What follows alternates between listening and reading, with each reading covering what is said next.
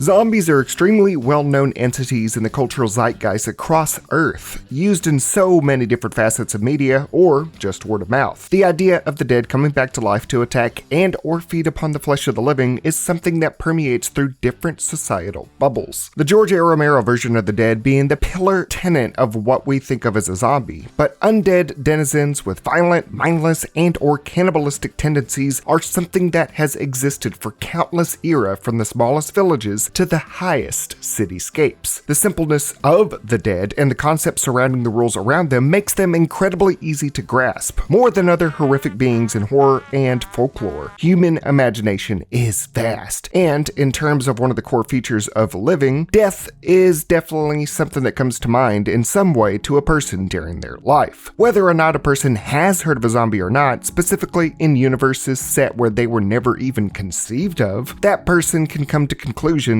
and, more than anything, put the pieces together on surviving against them. In media, to make the story of a zombie-centric series, game, book, or more engaging, the writers tend to make the people fighting back against them and struggling to live against the dead just incredibly stupid.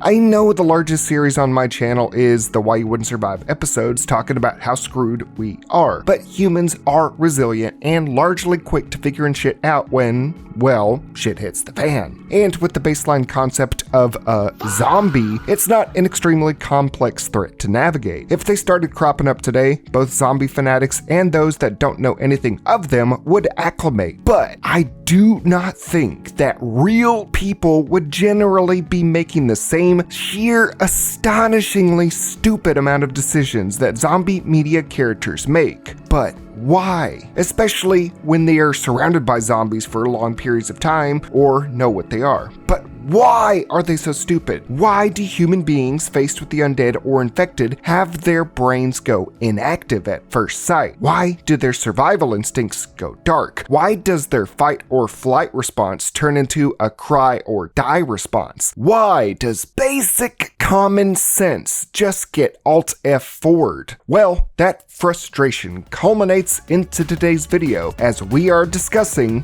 why are people so stupid in zombie media, the dumbest things done or you can do in zombie apocalypses. Now, the quick answer to all of this would be exactly what I said before, to give an overwhelmingly anti-blissful ignorance to the survivors so that the zombies seem more threatening and the worlds they create more dangerous and full of despair. When in reality, it don't have to be that deep, bro. Writers and universes can always give the explanation that society never concocted the idea of the zombie, so people would be clueless to them. What it means for them to come back to life as horrific and mindless monsters, that it would blindside many people when it began and have residual effects that people would have to come to terms with in reeling with loved ones being entities that needed to be put down, avoiding being infected or else suffering the same fate, and just general rules of thumb that would quickly become mandatory in staying alive each day by knowing the undead, how they work, how they infect, how they behave, their speed, their habits, and how to effectively take them down, and how to properly keep yourself safe and prepared for any eventuality. At some point, it just becomes a lazy excuse though, like in The Walking Dead, The Last of Us, the novelization of World War Z, Cargo, Maggie, The Cured, Pontypool, The Girl with All the Gifts, and Romero's movies after Night of the Living Dead. They had the first quarter or even half of their story for characters to be ignorant of the undead and to learn from it. But besides that, in some of these cases, the story is set long after the fact that we got corpses waking up and eaten down, and people are still oblivious to reality and do not prepare accordingly. That's not even taking into account media that has characters and the society they live in knowing what a zombie is, and still playing it stupid, like Zombieland, Shaun of the Dead, Dead Rising, Z Nation, All of Us Are Dead, Dead Cooties, etc., and maybe even vague ones like Undead Nightmare and Project Zomboid. There are exceptions to the matter when the zombies themselves are just beyond broken in terms of speed, durability, and means of infection. The movie adaptation of World War Z, and even 28 Days Later, Days Gone, and Left 4 Dead to an extent. Even though those last three are technically not zombies, and say it with me now, infected. Hard to prepare against creatures like that and continually survive, so they get somewhat of a pass. But whether or not the Z word is used, or is known for that matter, should not mean permanent stupidation to everything. So what are some of these examples of people acting absolutely imbecilic when faced with a zombie army and thinking that they can't harm me? Well, you don't voodoo, bitch. And I reached out to those in my community across YouTube and Twitter asking this simple question.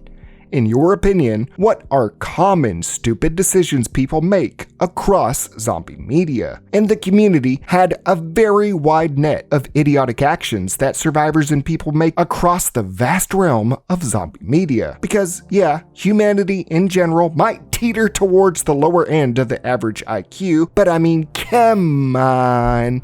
A huge point of contention for a lot of people is when someone hides that they are bitten or have contracted the zombie virus, knowing they are marked for death and soon to reanimate, yet go about their business as usual within their group, being a ticking time bomb that instead of letting others know and themselves to die a now inevitable death, that their selfishness will possibly drag others down along with them. However, as popular as this sentiment is that this is probably one of the peak stupid things you can do, it's very real for this common occurrence to happen in zombie media. It would happen in reality, as we don't know how others and our very selves would act if faced with the same death clock. Out of all the stupid shit we have in zombie media, this one probably makes the most sense from the standpoint that people act differently when scared and about to die, having to face the 7 stages of acceptance all in a rapid time span in terms of oneself. Is it selfish? Yeah. Is it responsible? Hell yes. Is it stupid? Fudge yeah. But compared to other idiotic stuff that we're going to be talking about here, this is pure peanuts. But that does lead to our next point. When survivors see an obviously sick or infected person, either twitching, growling to themselves, covered in blood, maybe even without a limb or two, some organs exposed, anything that gives a zombie vibe, it's giving zombie, you know? And for a character to just walk up and be like, "Hey, are you alright?" It's beyond oblivious that they're just walking up on a zombie that they can easily one-shot, but instead gotta give them a shoulder to cry on, or I should say, bite on. Most of these people have already killed many zombies before, or at least encountered them, yet continued this asinine advance of trying to help someone. Yeah, you want to help a person. Good for you. That good karma will be a nice marinade on your flesh once you get bit. Chalk it up to naivete, but no honest-to-God person is going to do this except for a character that's written to do so to build tension for an audience. But for most of us, we're just sitting there staring at the screen asking, why? Especially when they try and speak out loud, saying something like, "Hello? Hello?" Dude, don't you go to the movies? They always pound in your head that silence is golden. The same goes for people that go to investigate a sound that is by all means a zombie, but they just walk towards it, not checking their surroundings, just walking into unknown territory, barely prepped and not looking around themselves just to be ambushed. This is probably the most common trope in zombie media, and hell, even horror media. Having a person trail off and then get eaten alive, picked off, bitten, or just putting them in harm's way. Again, not for any reason but to suddenly have those, like those at Fiddler's Green and Land of the Dead, just drop their well-established survival instinct that they have used to live all this time so we can get a cool kill. Yeah, the gore is awesome as hell. I'm never gonna deny that. But did it have to have the person just insta-killing their own brain cells to lead up to that point almost every single time? Not to mention when 2 to 3 people are just casually talking talking to each other at full volume, not taking into account that they may be attracting zombies or other people that are violent, shifting their attention away from survival and more so to some fuck-ass conversation about love, family, and if chili would be good tonight. Sure, some of these acts of expedition may be from bravery, but heroics like going alone to find someone that's been missing for ages just means you're asking to be a sacrifice. This one is probably the most prevalent plot device that branches out into a wide variety of idiotic choices that humans make against their undead counterparts, whether it be something they could have prevented by preparing aptly as any person should in the ongoing situation of a zombie apocalypse, or what they decide to do to be mind controlled by writers into willingly putting themselves in harm's way. And when that violent event happens, how all established street smarts, fighting prowess, weapon handling, and common sense just has them mutate into an alpha level dumbass.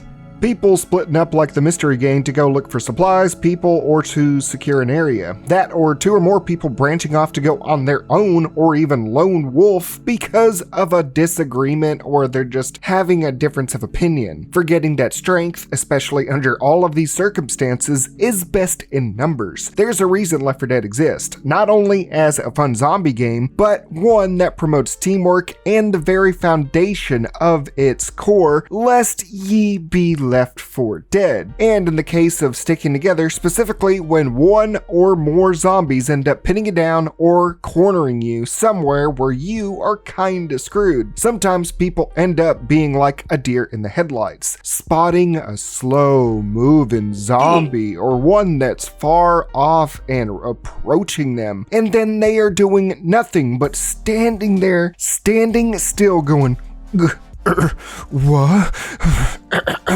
Like some shonen anime character reacting to nothing to pad out time, screaming or slowly falling back, but not arming themselves or at least putting up something to defend themselves from bites. Seriously, it's not like you're facing a necromorph or something, and even if they don't just sit there like a buffet item, they'll suddenly forget how to fight back. You're just letting yourself be attacked, but you're not going to attack back, struggling to kill zombies that could easily be killed. Remember how that exact person could kill dozens or even hundreds of zombies before, wipe out entire hordes with no problem? All of that gets wiped from the hard drive deep in their memory banks. Think of it like Carl Grimes. Some fuck-ass zombie either puts up a hell of a fight on the same guy where it's any man's game, or this zombie somehow gets a piece of him in their teeth, making you go, how did that one zombie do this? Sure, it's realistic to not have every encounter be the same with a zombie. You have different circumstances like your fatigue, your energy, if you got caught off guard. But it's just not how these characters should be acting at the points that they are at. It is just stupid for them to lose all sense. It's like they went from zombie kill graduate students and regressed all the way down to zombie kindergarten dropouts in the span of a second because, as I've said before, the scene demands it. On the subject of bites, another probably top of the crop smooth-brained behavior is when survivors do not protect themselves with thick clothing or armor to prevent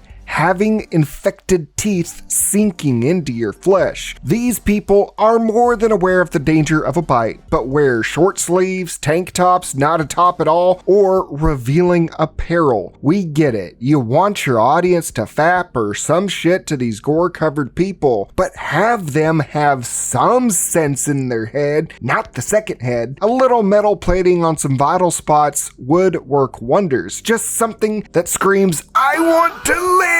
Like Nico Robert at Annie's Lobby with bite preventatives. That's all it takes. Because in most cases, just not being able to get bitten by zombies makes them way less of a threat to easily kill them. But whatever, Daryl and Rick sweating in some manly outfits will attract the female, bottom, and monster drinking demographics. That's all that matters. It ups the stupidity ante when survivors go out against zombies with extremely infectious viruses, like that of 28 Days Later, where one drop of bodily fluids from the rage virus means near instant rage of suffocation. Yet people, even 28 years later, are just wearing normal clothes. Nothing to cover their mouths or eyes. Nothing protecting their faces from any of those particles. 28 years later, still pissed me off with that shit. They're just like, let's go out on a hunt. Okay. But on a different subject, you know that to kill the undead, you gotta aim for the head, remove the head or destroy the brain, yada yada. Typically using a sharp or heavy melee to get the job done silently, unless you're backed into a corner or trying to take out multiple dead from far away in rapid succession. But more times than not, people start unloading ammunition willy-nilly, making as much noise as humanly possible and potentially making their situation much worse by drawing all of these things in. More than that, people will train more in using guns than swinging melees because they act like swinging heavy things isn't something you should train with. Honestly, that's something you should know a lot more than aiming a gun. It's a lot easier and you need to have the stamina to do it. But they're also acting like guns are constantly getting max ammo power-ups from Call of Duty Zombies. You do not have an infinite supply unless you have a steady supply of bullets that are being manufactured or you got some from a gun store. Earlier, I brought up how a survivor can lose all sense suddenly in a direct conflict. One of the most recurrent things that happens during those events is that person using a weapon and then just dropping it and leaving it behind. This happens quite a lot through all zombie media. They'll pick up something, they'll kill a zombie or stun it, not thinking to keep themselves armed. Once they get away, they just panic and rush. It doesn't make sense. You stunned a zombie, didn't secure the kill, then you run off with just nothing in your hands. You need something to protect yourself. But where did these survivors rush off to or call home? Well, 9 times out of 10, they find a place to turn to or be a part of a safe haven. Yet early on, they don't ensure it's completely safe and secure for long periods of time, leaving large sections exposed, unchecked, or ignored so that zombies or people with bad intentions can get the drop on them. Who could ever forget the cannibal colony in The Walking Dead? It's only a safe haven when it's safe for you and the others around you. But nah, let's leave this room in the middle of a hotel in the frozen tundra full of undead and save that problem for another day. Most of the time, it miraculously all works out for them despite not immediately locking that shit down or doing it well enough. When their asylum is finally established and beginning to progress or even flourish, that's when the stupidity starts to magnify in certain ways, such as when new people show up seeking refuge in your place and the people in the safe haven originally are not thoroughly inspecting these new people for bites or weapons. This was the main reason the whole town in the movie Blood Quantum was eradicated. One girl was bit, she turned and ate a dude's dick off before infecting and killing everyone else. Going even further to trust people like these instantly from the get-go, not knowing if they are going to betray you, shoot you, gather intel for the group's invasion, etc., etc. But you are not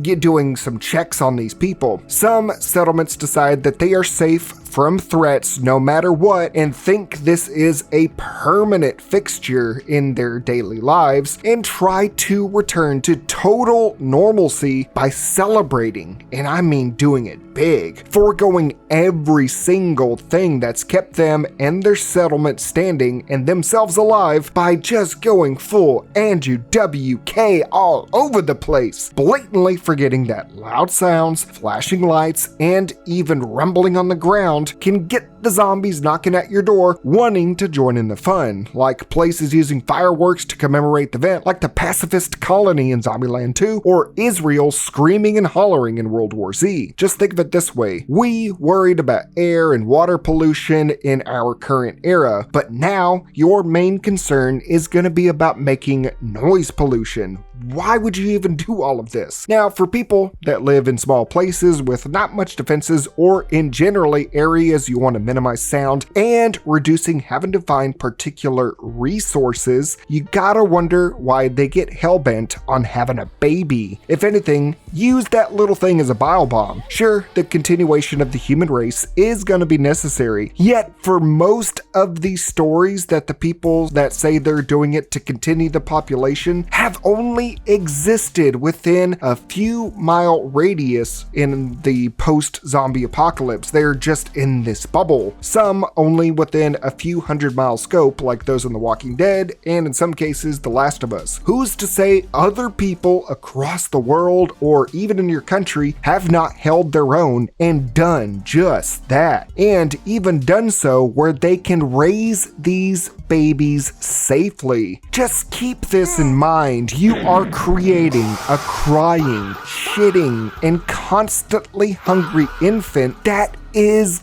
gonna be prone to diseases that provides no benefit for years. You're basically endangering yourself and a crotch goblin in the short term so you can pull off a thinking, fighting human maybe in over a decade. Congrats, it cried, and the zombies surrounded y'all. Now you gotta keep an army busy while you fend them off. You effectively gave the undead an entree in a kid's meal. Genuinely, the concept of making a baby and maintaining it is just to cling to a former world and retain hope. For moral purposes, you think it's your duty and you just want to make another little version of you, but it serves as a detriment without adequate safety and supplies. It's just gonna be making noise. I gotta focus on that the most. A lot of people will also be set on keeping to a moral compass, akin to a sense of previous Law and Order, despite the devolving of society already being way past that. But it's pretty much no holds barred when shit hits the fan. A lot of people will suddenly forget religious restrictions,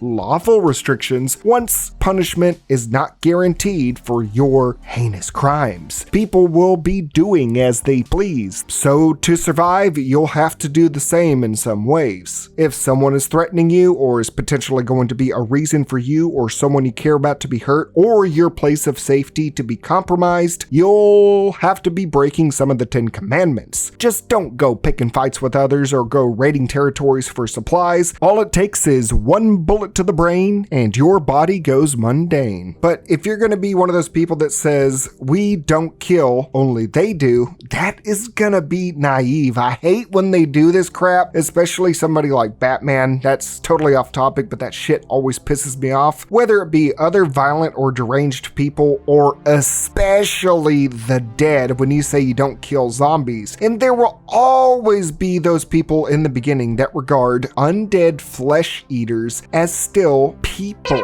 Corpses that are simply people that are sick and can be cured of being dead. Saying something like quarantine and due process should be given to the dead and be held up until something miraculous comes by from the government or some kind of cure or something happens. Like, at Herschel's farm in The Walking Dead when they were keeping dozens of dead locked up in a farm. And don't get me started on zombie rights activists or people that use them for entertainment. The dead ain't coming back, and if they do, they ain't gonna be the same person. They are just mindless creatures, unless specifically stated in movies like Warm Bodies, or using them in grand sporting events for something horrible to happen. The fact that people always forget it takes one bite, but you have these grand sporting events like Dead Rising 2 or Land of the Dead where they're just kind of using them as entertainment. It don't make no sense.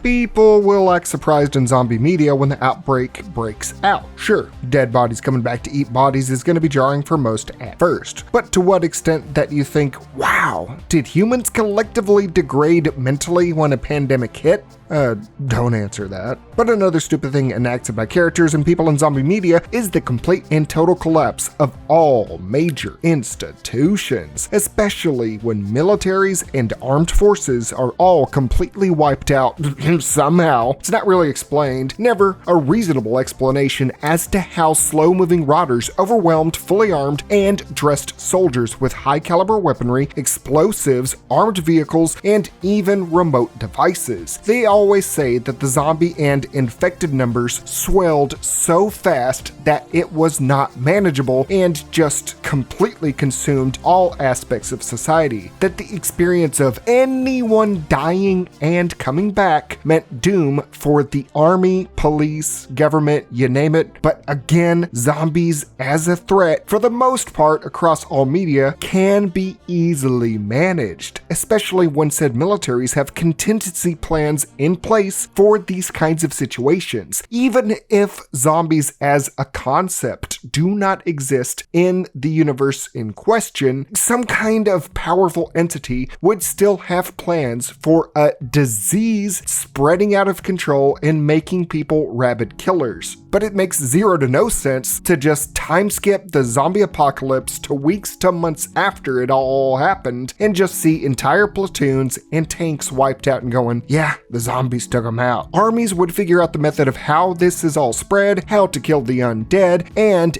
how anyone who dies comes back to life as a zombie. This information would be easily relayed across the country or world and have it easily nipped in the bud so society can acclimate to this new way of life and death. There's a reason it's called military intelligence, even if Megadeth says that those two words combined don't make sense. When it comes to zombie media though, it's just military stupidity. I guess they're going through MS. But zombie media would have you think otherwise about that and the world at large. Which gets to my last and general point. People across the world would revere this day as Judgment Day in their religious ideologies. It would be considered hell on earth, just punishment for humanity's many evil deeds, yada yada. But despite that, people wouldn't be as stupid as to let civilization totally collapse. We would figure things out and things would most likely end up like the ending to Shaun of the Dead, with all the stupid little intricacies of entertainment and employing the dead being incorporated.